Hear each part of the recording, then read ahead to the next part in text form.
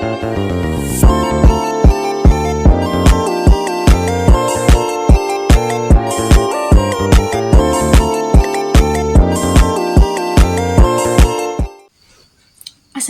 warahmatullahi wabarakatuh.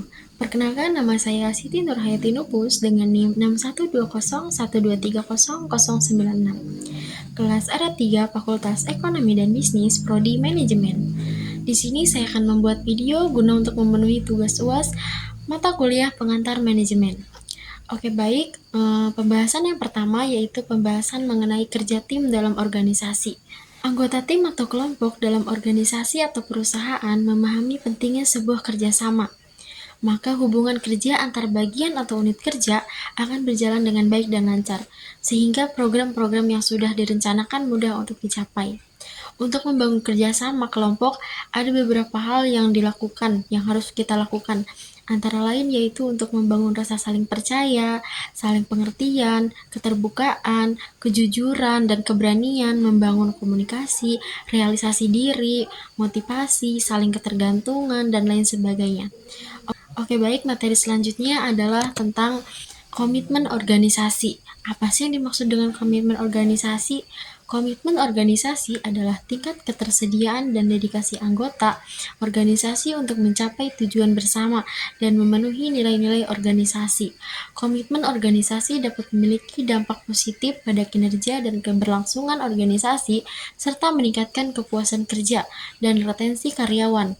Penting bagi organisasi untuk memperlihatkan faktor-faktor yang mempengaruhi komitmen organisasi dan mengambil langkah-langkah untuk memperkuat agar pencapaian kesuksesannya bisa mempengaruhi jangka panjang. Oke, next kita lanjut ke materi yang selanjutnya yaitu tentang pengendalian. Apa sih yang dimaksud dengan pengendalian? Pengendalian adalah suatu proses atau aktivitas-aktivitas organisasi secara sistematis agar konsisten dengan ekspektasi yang terdapat dalam rencana, target, dan standar kinerja. Inti dari pengendalian adalah tindakan yang menyesuaikan operasi dengan standar yang telah ditetapkan. Dasar pengendalian adalah informasi yang dimiliki oleh manajer.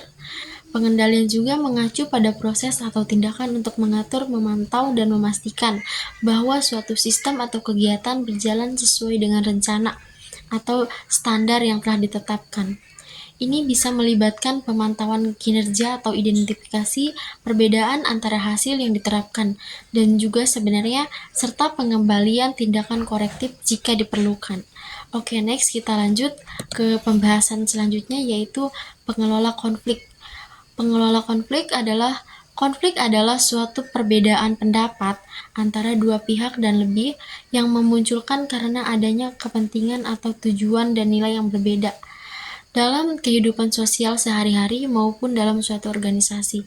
Konflik juga dapat muncul kapanpun dan dimanapun. Konflik juga yang muncul dalam suatu organisasi akan mengganggu kelancaran hubungan antar individu dalam organisasi, sehingga intinya akan menghambat kinerja kerja dalam suatu organisasi. Namun pada dasarnya konflik juga memiliki dua sisi yang berbeda. Pada satu sisi, konflik dapat bersifat positif, tetapi di sisi lain juga konflik dapat membawa dampak negatif. Penyelesaiannya, setiap konflik tergantung pada cara setiap manusia mengelolanya. Jadi begitu.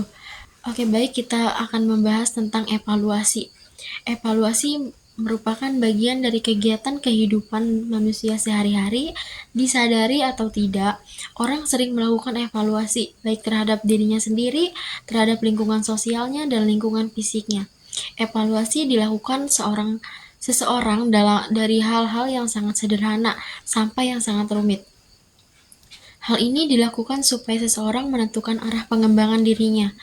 Evaluasi atau penilaian juga berarti untuk mengetahui sejauh mana atau perubahan mana ini yang telah terjadi, begitu. Oke, baik, materi yang terakhir yaitu pembahasan tentang teknologi informasi atau TI. Mencakup semua perangkat keras dan perangkat lunak komputer yang digunakan untuk menciptakan, penyimpanan, memproses atau mengamankan dan mengkomunikasikan informasi. Beberapa komponen utama IT antara lain adalah internet, perangkat seluler, jaringan, database, serta aplikasi sistem perangkat lunak. TI juga telah transportasi menjadi bagian tak terpisahkan.